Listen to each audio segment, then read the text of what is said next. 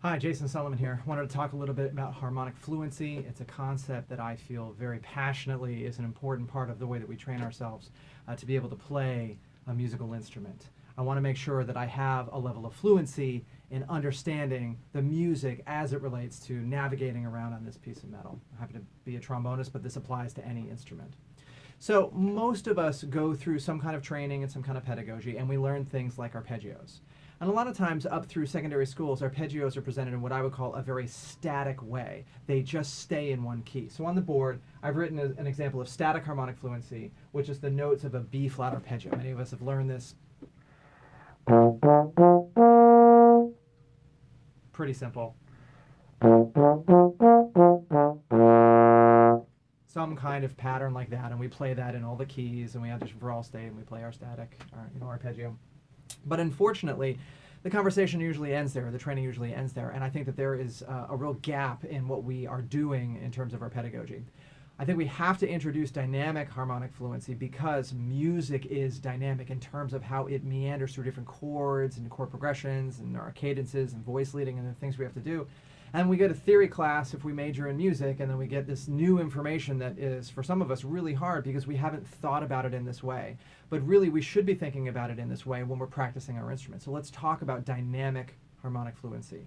Dynamic harmonic fluency would be, as an example, where we take that same B flat arpeggio and we say, okay, we're in the key of B flat, and we call that, let's say, a 1 chord, where the notes are based on B flat, and so it doesn't change here. We'll put a 1 chord here.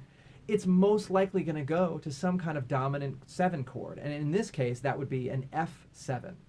So let's write out the notes of an F7 chord. We don't practice our dominant 7 arpeggios as much as we should, and that dominant 7th really throws a lot of us in our patterns, right?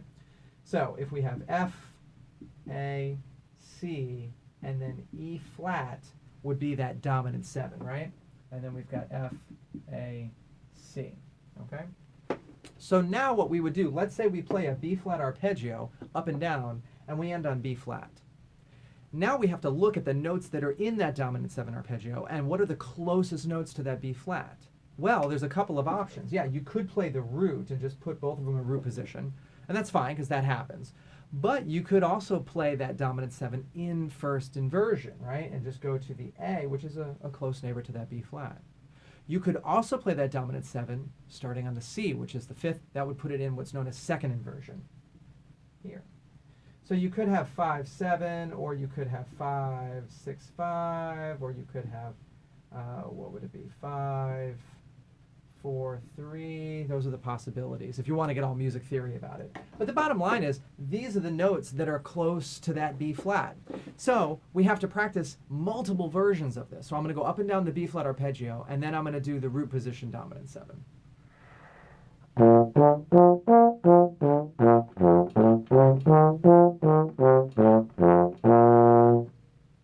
Going from a 1 chord to a 5 chord to a 1 chord. But now I need to practice it in first inversion where I go to that A instead, and I use A as my starting note.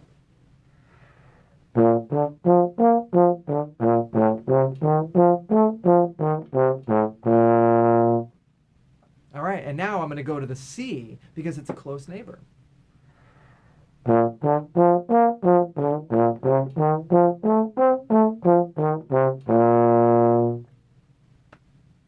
And that's part of the problem, because instead of just having one static arpeggio, B flat arpeggio up and down the B flat, good, I got it, I know it, we're leaving this huge gap with what actually happens in the music. There are all these different possibilities when you're talking about going from this chord to that chord, and if you don't practice those and acclimate to those patterns, they're going to throw you. You're not going to be able to read as well. It's going to take you longer to prepare music, and it's just not going to be able to stick in your ears as easily.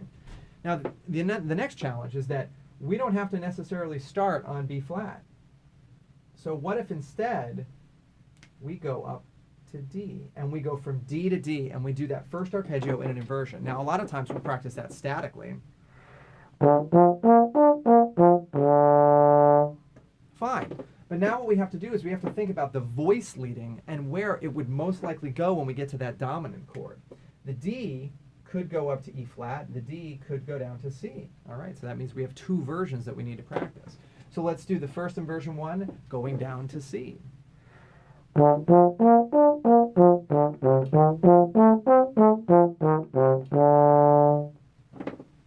Now, let's do the version where it starts on D and it goes up to E flat.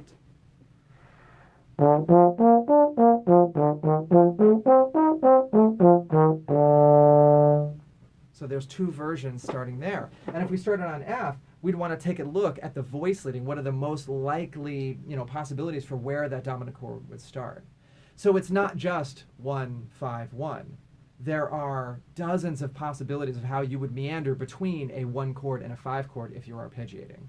And I think it's that challenge. That's the reason why we don't get to it in high school, because it's complicated, right? And that's left for later study.